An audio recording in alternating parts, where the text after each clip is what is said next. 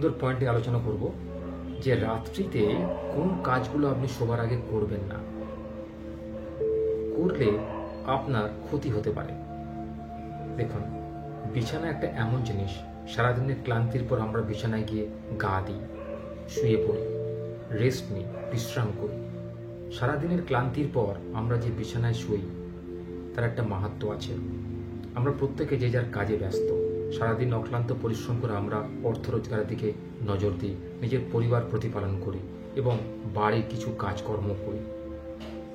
তো সারাদিন যে পরিমাণ চিন্তা আমাদের মাথায় থাকে, বিভিন্ন রকমের চিন্তা, ছেলেমেয়ের পড়াশোনার চিন্তা, সংসারের চিন্তা, রোজগার করার চিন্তা, অর্থ সঠিক জায়গায় ব্যবহারের চিন্তা, বাড়িতে পুজো অর্চনা হলে তার চিন্তা, বাবা মায়ের শরীর খারাপের চিন্তা, ওষুধ কেনার চিন্তা, বিভিন্ন রকমের চিন্তা আমাদের মাথায় ঘোরাফেরা করে। তো বিছানা একটা এমন জিনিস, এটা হচ্ছে সমস্ত চিন্তাকে দূর করে নিশ্চিন্ত মনে 8টা ঘন্টা ঘুমানোর জন্য একটা স্থান। তো বিছানায় যাওয়ার আগে আমাদের কিছু জিনিস পরিত্যাগ করতে হবে, বা দেখা বা ব্যবহার করা পরিত্যাগ করতে হবে। সেগুলো কি আলোচনা করব। আপনার অনুরোধ হলে ভিডিওটা শেষ পর্যন্ত দেখবেন।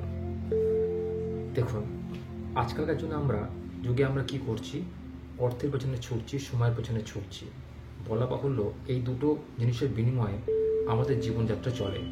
এবং মানুষের সঙ্গে যোগাযোগ করার জন্য, কোনো কাজকে সঠিকভাবে জানার জন্য এখনকার যুগে আমাদের বাহন কি, স্মার্টফোন বা মুঠোফোন। প্রত্যেকের ঘরেই এটা আছে, কম বেশি একটা জায়গায় দুটো আছে। এতে আমাদের প্রত্যেকেরই একটা ব্যয় বেড়ে গেছে আগের থেকে অনেক। এই স্মার্টফোন দিয়ে আমরা সারাদিন অনেক রকমের কাজ করি। তো আপনি চেষ্টা করবেন এই স্মার্টফোন যাতে ঘুমের আগে বা বিছানায় যাওয়ার আগে আপনি যতটা সম্ভব দেখে নেওয়ার। বিছানায় গা দিয়ে বিছানায় বসে কোনোদিন স্মার্টফোন ঘাঁটবেন না। এতে কি হয়, আপনার সারাদিনের ক্লান্তিটা পরে যে ঘুমটা আসে, সেই ঘুমটা কিন্তু নষ্ট হয়ে যায়। আর একবার ঘুম নষ্ট হয়ে গেলে কিন্তু আর আপনার ঘুম আসা মুশকিল। কারণ বৈজ্ঞানিক পরিভাষায় ঘুম আসতে গেলে আমাদের চোখের মধ্যে একরকম হরমোন কাজ করে, যেটাকে বলা হয় মেলাটোনিন হরমোন। এই হরমোনের ক্ষরণের ফলে আমাদের ক্লান্তি আসে, নিদ্রা দেবী নেমে আসে চোখেতে, আমাদের ঘুম পায় এবং সারা রাত্রির 8টা ঘন্টা আমরা সাউন্ড স্লিপ ঘুমোতে পারি।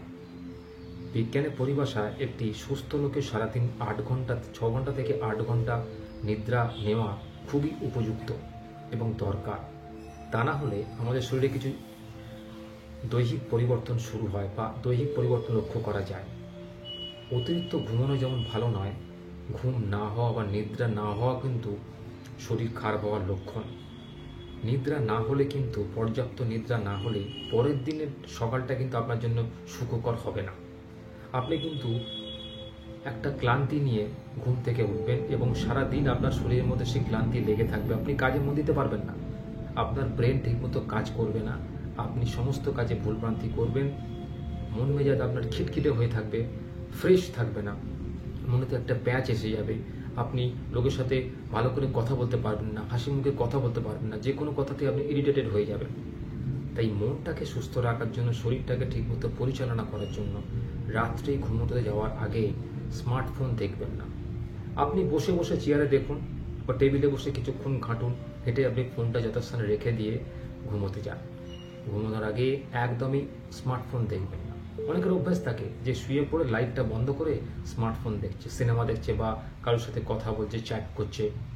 এসবগুলো করলে কী হয়, অন্ধকারের মধ্যে এই মেলাটোনিন হরমোনের ক্ষরণ হয় বেশি রাতের অন্ধকারে। সে সময় যদি আপনার চোখের সামনে মোবাইলের স্ক্রিনটা জ্বলে ওঠে বা তার যে আলো আপনার চোখে এসে পড়ে, সেটা কিন্তু আপনার এই হরমোনটাকে আসতে বাধা দেয়। ফলে আপনার কিন্তু ঘুম নষ্ট হয়ে যায়। 10 মিনিট যদি আপনি টানা মোবাইলের স্ক্রিনের দিকে তাকিয়ে থাকেন এক দৃষ্টিতে, তাহলে কিন্তু আপনার এই হরমোনটা নিঃসরণ বন্ধ হয়ে যায় এবং আপনার ঘুম নষ্ট হয়ে যায়। তাই ঘুমোতে যাওয়ার আগে একদমই করবেন না, এই মোবাইল ঘাঁটাঘাঁটি করবেন না। এবারে আসি, ঘুমোতে যাওয়ার আগে সারাদিনের যে কাজকর্ম আপনি করলেন, সেই কাজের একটা রূপরেখা তৈরি করবেন। যে আপনি কার কার সঙ্গে দেখা করলেন, কাকে আপনি খারাপ কথা বললেন, কাকে আপনি ভালো কথা বললেন, কে আপনার সাথে খারাপ ব্যবহার করলো, কে আপনার সাথে ভালো ব্যবহার করলো, আপনি কোন কাজটা কালকের জন্য রেখে দিলেন, পরিকল্পনা করলেন। এগুলো কিন্তু একটু পর্যালোচনা করুন। ভেবে নিন সারাদিনে আপনি কি কি কাজ করলেন, তার একটা রূপরেখা তৈরি করে নিন। বা তার কপি একটা মনের মধ্যে তৈরি করে নিন এবং আগামীকাল কি করবেন তার একটা চিন্তাভাবনা আগে থেকেই করে রাখুন। ঘুমোতে যাওয়ার এই আধ ঘন্টা কি 1 ঘন্টা আগে যদি এগুলো করেন, আমার বিশ্বাস আপনার ঘুম ভালো হবে, আপনার শরীর ভালো থাকবে, আপনার মন ভালো থাকবে। আপনি পরের দিনের জন্য নিজেকে নতুন করে একটা নতুন দিনের জন্য প্রস্তুত করতে পারবেন। আমাদের জীবনে প্রতিটা দিন গুরুত্বপূর্ণ।